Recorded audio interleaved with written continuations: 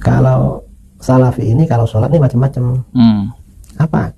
Kadang-kadang kalau berjamaah kakinya menginjak kaki jamaah sebelah. Ini mazhabnya Syekh Al-Albani. Kita melakukan demikian, nggak ngerti bahasa Arab mungkin ya. Tapi intinya begitu praktek para sahabat, mereka waktu saf nempelkan pundak dengan apa? Pundak. Bahu dengan kaki dengan apa? Kaki. Ini untuk menunjukkan kerapatan. Bismillahirrahmanirrahim. Assalamualaikum warahmatullahi wabarakatuh. Alhamdulillahirabbil alamin. Assalatu wassalamu ala nabiyyina Muhammadin wa ala alihi washabihi ajmain. Amma ba'du.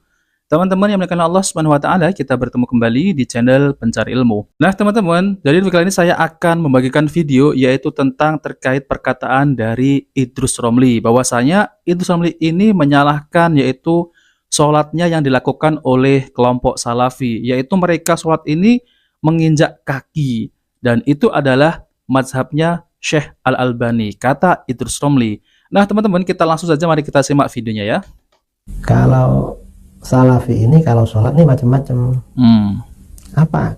Kadang-kadang kalau berjamaah kakinya menginjak kaki jamaah sebelah. Ini mazhabnya Syekh Al-Albani. Oke. Kakinya menginjak. Mengapa menginjak? Katanya untuk merapikan shaf. Padahal dari dulu gak ada ulama yang memahami hadis-hadis tentang apa? Bahwa pundak kami berjumpa ya, bertemu dengan pundak sebelah, telapak kaki dengan telapak kaki sebelah. Kata para ulama itu maksudnya ya hampir seperti itu, tidak harus menginjak, gak harus menginjak, gak harus rapat sekali. Bahkan kalau rapat sekali itu gak enak cara gerakannya. Kalau terlalu rapat, pundaknya nyentuh, telapak kakinya nyentuh, repot gerakannya itu.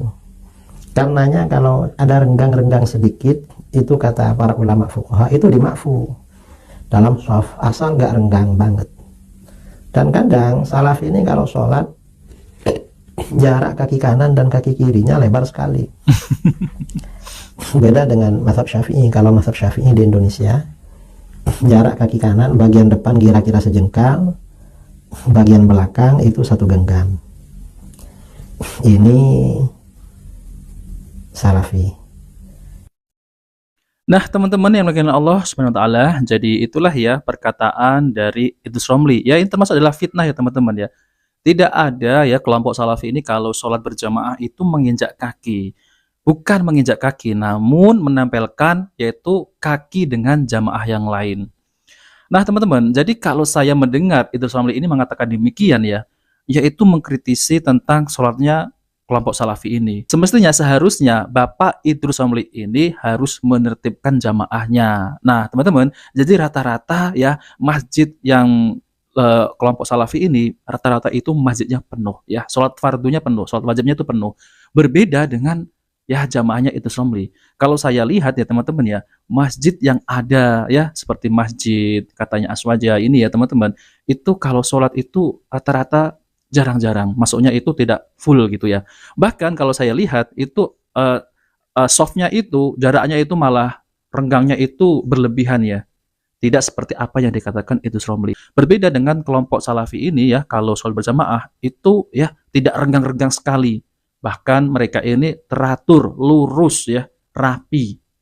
Nah, kenapa Bapak Idrus Romli ini malah tidak menertibkan jamaahnya? Nah, teman-teman yang dimuliakan Allah SWT, jadi ya kalau Bapak Idrus Romli ini ya, yang katanya mazhab Syafi'i, seharusnya mempraktekkan sholat wajib itu istiqomah ke masjid ya.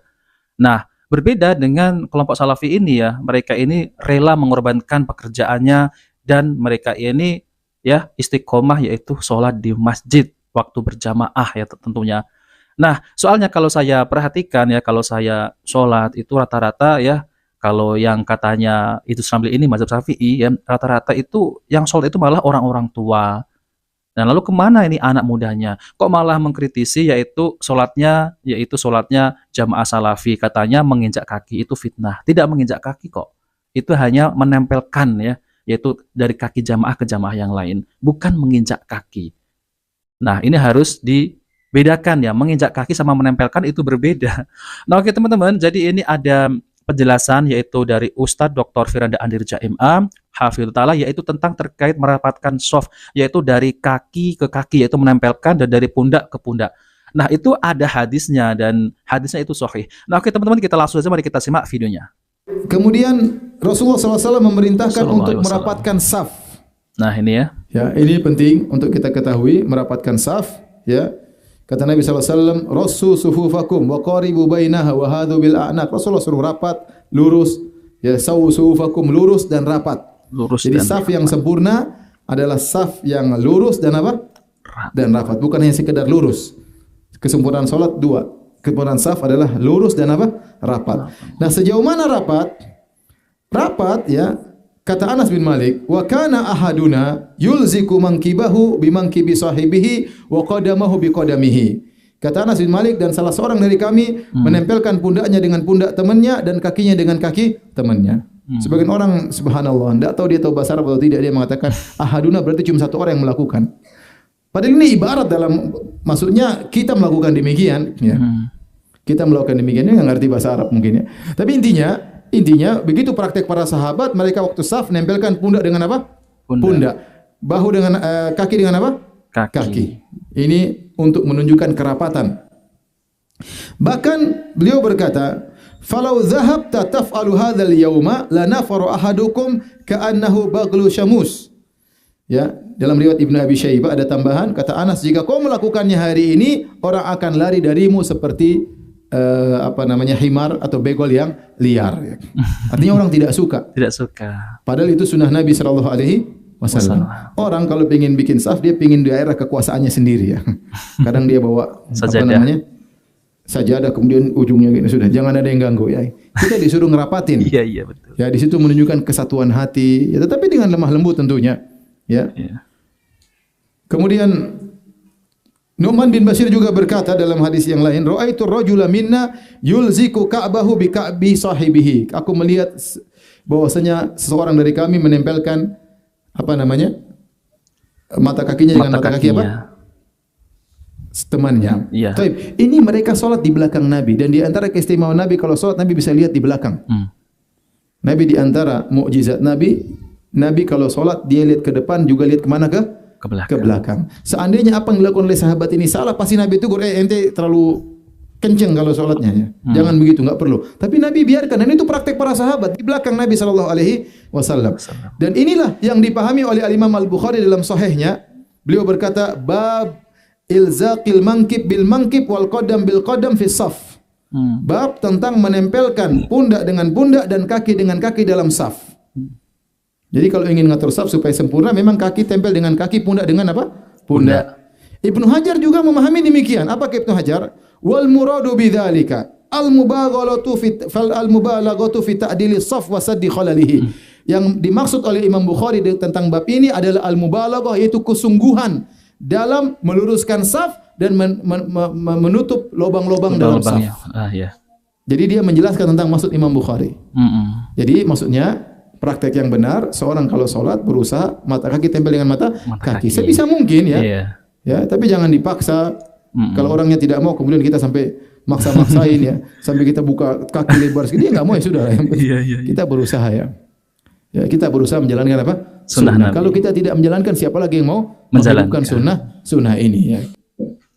Nah, teman-teman yang dimuliakan Allah SWT, jadi itulah ya penjelasan dari Ustadz Dr. Firanda Andirja MA Hafidhallah, yaitu tentang terkait menjalankan sunnah Nabi, yaitu kita ini merapatkan shaf ya, yaitu dari kaki, yaitu menempelkan kaki dari jamaah ke jamaah ya, dan dari pundak ke pundak. Bukan kita itu menginjak kaki jamaah. Nah, teman-teman, memang ya biasanya kalau kita menempelkan ya kaki ke jamaah lain ya, teman di sebelah kita, kalau yang belum paham tentang sunnah Nabi ini, mereka ini memang akan risih, ya, akan risih sekali. Namun, ya, kita harus menjalankan sunnah Nabi, ya, ketika sholat, dan itu kita akan mendapatkan pahala. Nah, kalau teman kita ini tidak mau kita tempelin, ya, kakinya itu dengan kaki kita, nggak masalah ya. Kita tidak memaksa, apalagi kita sampai mengejar gitu ya. Nah, itu keliru ya teman-teman. Yang benar adalah kita menjalankan sunnah Nabi, yaitu menempelkan dari kaki ke kaki. Itu. Tapi apa yang dikatakan oleh Idrus Ramli ini jelas-jelas adalah fitnah. Mana ada jamaah dari kelompok Salafi ini kalau sholat berjamaah itu menginjak kaki. Ini sangat jauh sekali ya teman-teman ya. Suka memframing ini ya. Siapa itu? Idrus Ramli. Ini adalah sunnah Nabi. Tentunya apa yang dikatakan oleh Idrus Ramli ini adalah fitnah ya, fitnah terhadap yaitu Syekh Al-Albani. Katanya ini adalah mazhabnya Syekh Al-Albani yang menginjak kaki katanya. Dan ini adalah sesuai dengan hadis Nabi sallallahu alaihi wasallam ya, dan dipahami oleh para ulama ya. Ulama seperti di Sahih Bukhari dan bahkan apa yang disebutkan oleh Ustadz Dr. Firanda Andirja MA tadi ya.